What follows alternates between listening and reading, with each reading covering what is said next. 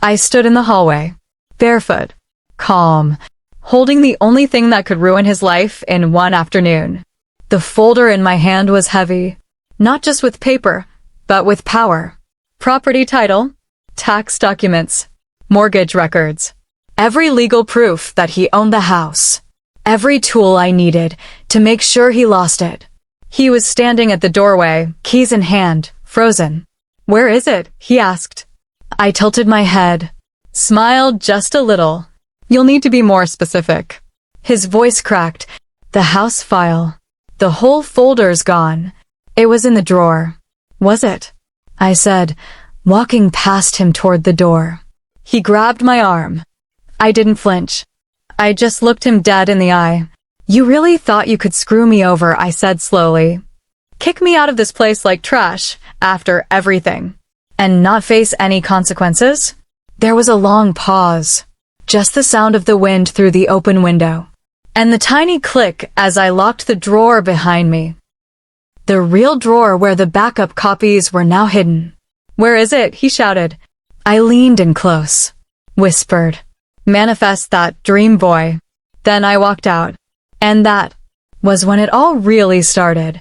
It didn't start with documents, or lawyers, or locked drawers. It started with a sandwich. No, really. We met at a food truck downtown. I had just spilled mustard all over my blouse. He handed me a napkin, laughed, and said, "Classic first impression. Ruined by condiments." We clicked. Harder than I expected. His name was Nathan. Soft eyes. Easy grin. That kind of laid-back charm that sneaks up on you when you're not looking for it. At the time, I was between apartments. My lease had just ended, and my roommate had run off to Bali with a guy who sold bracelets for a living. It was chaotic. Nathan, on the other hand, was grounded. Inherited a house from his uncle. Old place. Kind of run down. But he had plans. Big ones. "I'm gonna flip it," he told me one night over frozen pizza. "Turn it into an Airbnb. Maybe even a podcast studio on the side." I liked the way he talked about the future. Like it was just waiting for him to walk into it. So I helped. A little at first, holding a ladder, scraping paint. Then more, designing the layout, managing bookings, handling the guests when they asked dumb questions like, "Why doesn't the fireplace work in July?" 2 years passed like that. Late nights, early coffee runs. We grew together in that house, brick by emotional brick. And somewhere in all of that, I made a mistake. I let my guard down. I believed this was forever. Looking back, I can't pinpoint the exact moment he started pulling away. It wasn't loud. It wasn't cruel. It was quiet. Subtle, like a faucet dripping at night. Annoying, but easy to ignore. At first, it was the way he stopped waiting up for me. I'd come home after a late shift, expecting to find him on the couch. Instead, there'd be a note. "Out with the guys. Don't wait up." But the guys? They didn't know where he was half the time. Then there was his phone. Always upside down. Always buzzing. I asked once, playfully, "Got a secret girlfriend in there?" He laughed a little too hard. Said I was paranoid. But I wasn't. Not really. It's not paranoia when the kisses get shorter. When the goodnight hugs start feeling like routine. When he starts calling you by your name, instead of the nickname he used for years. He used to call me Shortcake. Said I was sweet but dangerous. One day, it just stopped. I didn't even notice it was gone until I heard him say it. To his dog. His dog. The real shift happened one Sunday. We were repainting the guest room. Neutral tones, supposed to appeal to Airbnb guests. He stood there, staring at the walls we'd just finished. "I don't know," he muttered. "Maybe this isn't it." I looked at him, confused. "What isn't?" He didn't answer. Just kept staring at the paint like it had personally betrayed him. That night, he stayed in the guest room. No explanation. And I didn't ask. That was my second mistake. He started saying her name like it was no big deal. Jade said that place downtown reopened. Jade thinks this brand is better. Jade's hilarious. She sent me this meme. Jade, Jade, Jade. At first, I didn't flinch. We both had friends. We both talked about them. But something about the way he said her name. It felt like a little warning bell in my chest. Soft, but steady. She wasn't just a friend. She was a vibe. One night, he came home smiling at his phone. "What's funny?" I asked. He looked up, startled. Like I'd caught him doing something illegal. Then he laughed it off. Nothing. Just a dumb joke from Jade. He didn't offer to show me. And I didn't ask. Mistake number 3. Later, I did what anyone with a gut feeling and Wi-Fi would do. I searched her. Jade LaRue. Spiritual wellness coach. Crystals. Affirmations. Moonbathing. Her Instagram looked like a dream and a scam had a baby. She posted things like, "If it feels wrong, it probably is. Your body knows before your mind accepts." And that one? That one stuck. The next time he brought her up, it was more direct. Jade says I should take more time to realign myself. That maybe I've been forcing things. I stared at him. Forcing what, Nathan? He didn't answer right away. Just took a sip of his tea. Looked out the window like we were in some sad indie movie. Then he said, so casually it made my skin crawl. Maybe us. And that was the first time I knew it was really happening. Not in the future. Not maybe. Now. The day I realized he wasn't just pulling away, he was already gone. Was the day I found his journal. Not hidden. Not locked away. Just left open on the kitchen counter. Nathan never wrote in journals. At least not when I knew him. Curious, I glanced. I didn't mean to snoop. But the words jumped at me like they wanted to be read. I don't know who I am around her anymore. Her. He wasn't writing about me. He was writing about Jade. With Jade, I feel light. Like I'm not performing. Like I'm not being managed. Managed. That one burned. Because if organizing his life, handling bookings, managing bills, repainting rooms made me a manager, then maybe he didn't deserve the structure he stood on. He came in later that evening, humming some indie band Jade probably crystal blessed into his ears. I asked him what he wanted for dinner. He said, "I already ate. Jade made this vegan taco bowl. You'd actually like it if you tried new things."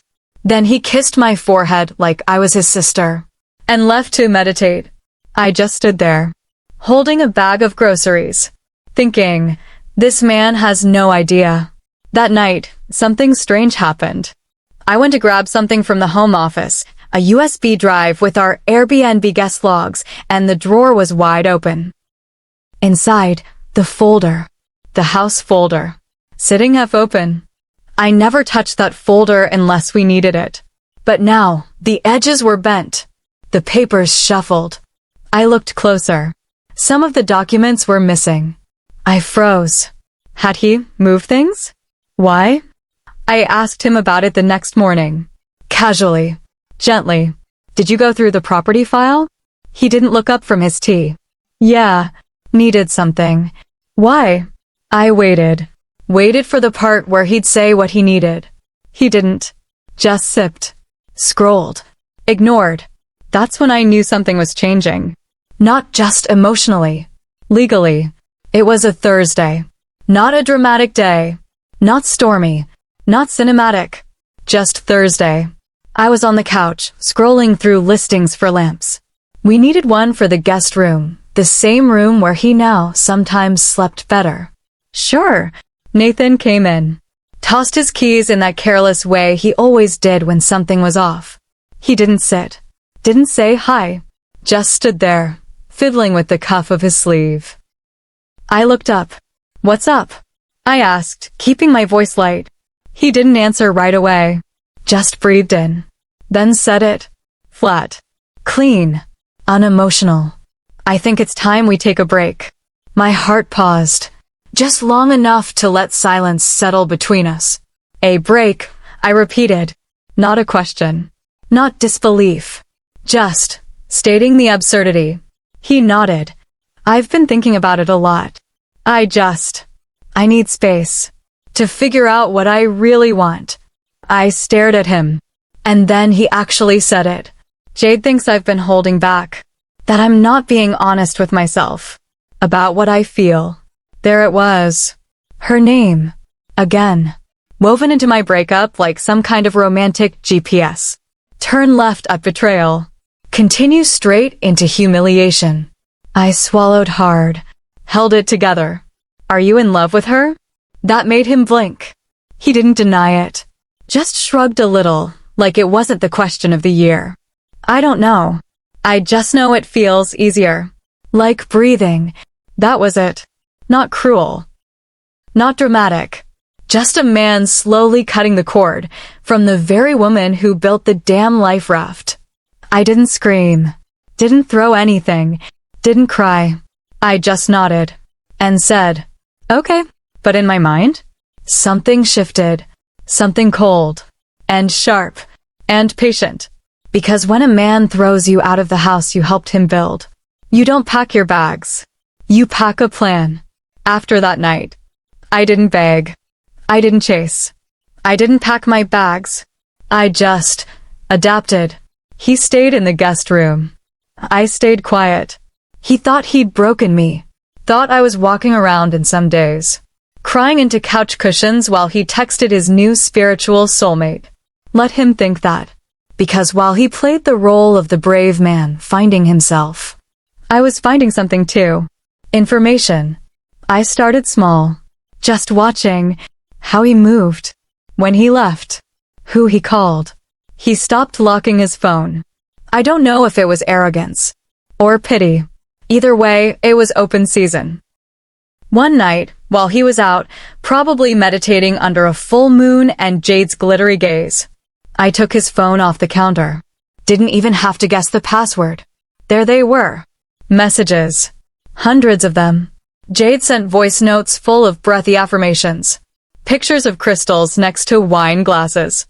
Playlists called Our Frequency. But what made my stomach twist wasn't the flirting or the midnight poems. It was the timeline. He didn't meet her after the drift started. He met her months before it began. She wasn't the reason he changed. She was the plan. I checked his email next.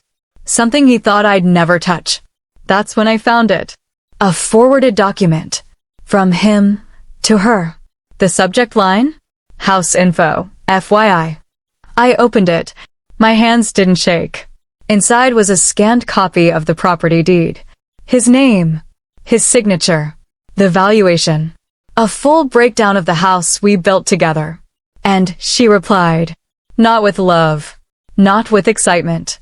But with one word. Ours. That was the moment I knew. They weren't just falling in love. They were preparing to erase me. After I saw that email, the one where she called the house ours, I sat still for a long time. I didn't cry. Didn't rage. Just listened to the hum of the fridge, the soft creak of wood under my feet. The house. My house, breathing like it knew what was coming. That night, I opened a drawer Nathan hadn't touched in months. Inside, receipts, keys, USB sticks, and a little black lockbox. He forgot about it. But I hadn't.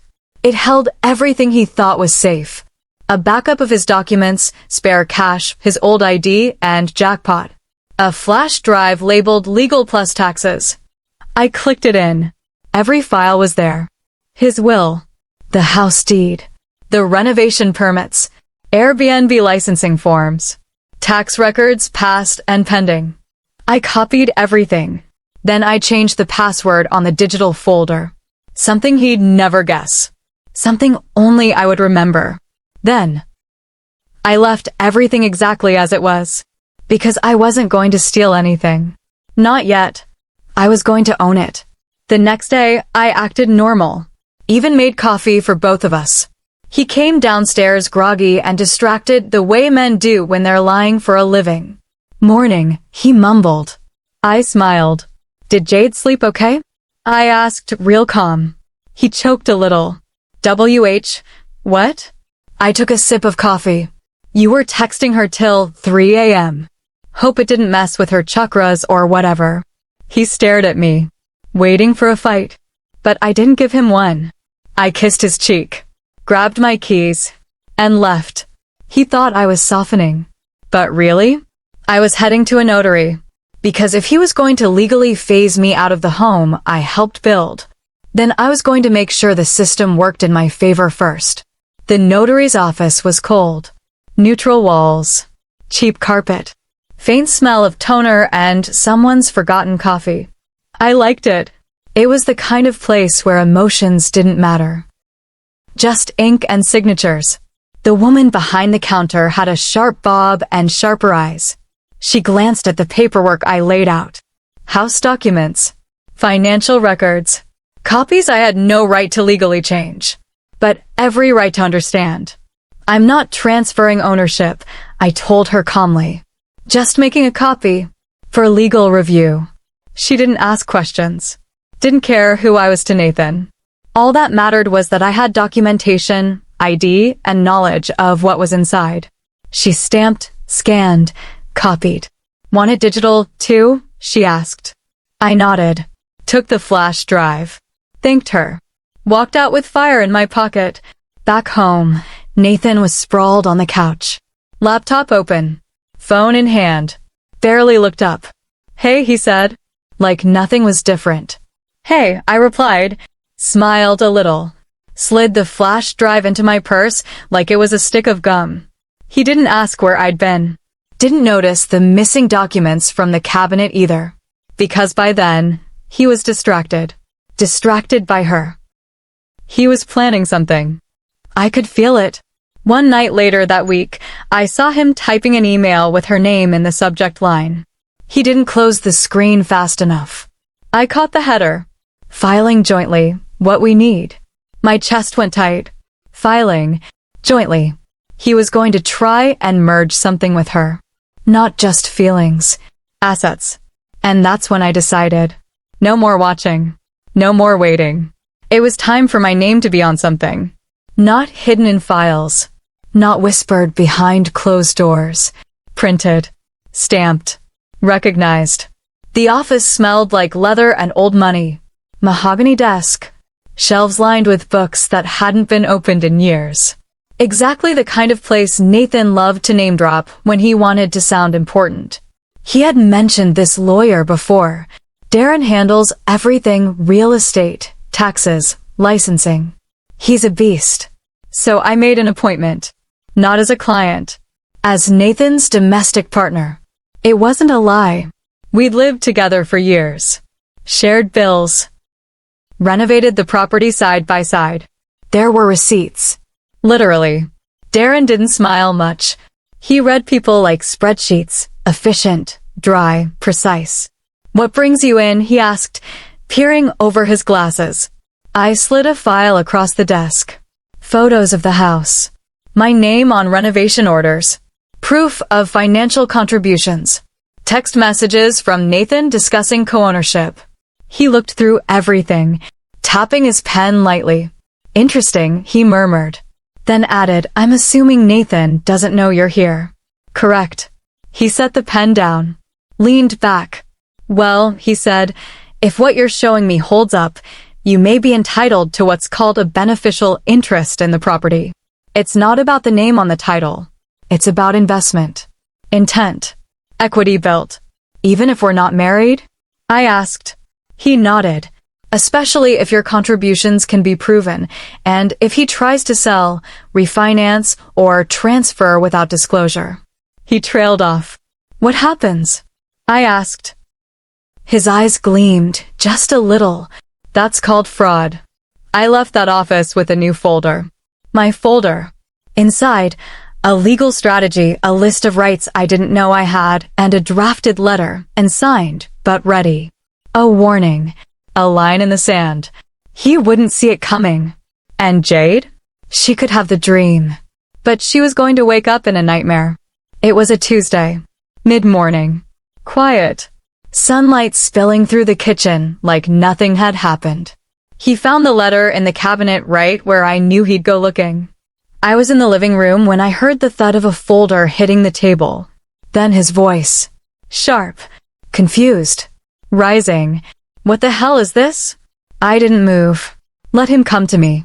He stormed in, waving the letter like it was a threat. You went to Darren? He shouted. My lawyer. I looked up. Calm. Our lawyer, I said softly. Technically. His face twisted. You had no right.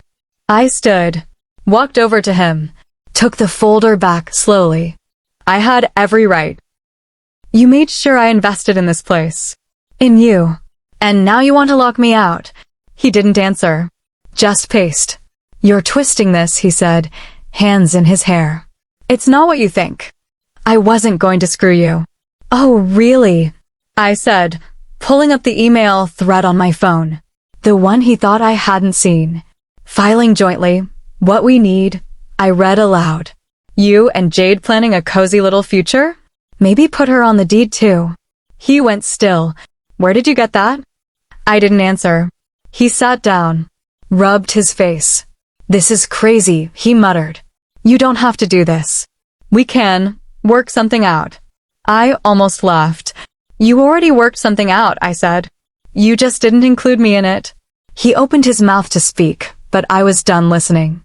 Here's what's happening, I said, placing the letter back in his lap. You'll submit a statement of financial interest. You'll acknowledge my contributions.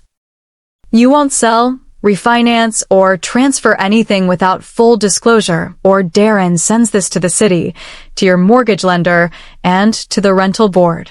I leaned in. You wanted freedom, Nathan? Now you're free. But freedom doesn't come without receipts. He didn't respond. Didn't argue. Just sat there, slouched and silent. And in that moment, I finally saw the man behind all the charm. Small, scared, and completely unprepared. A week passed. He didn't speak much. He stayed in the guest room. Didn't text Jade while I was around, but I knew he still did.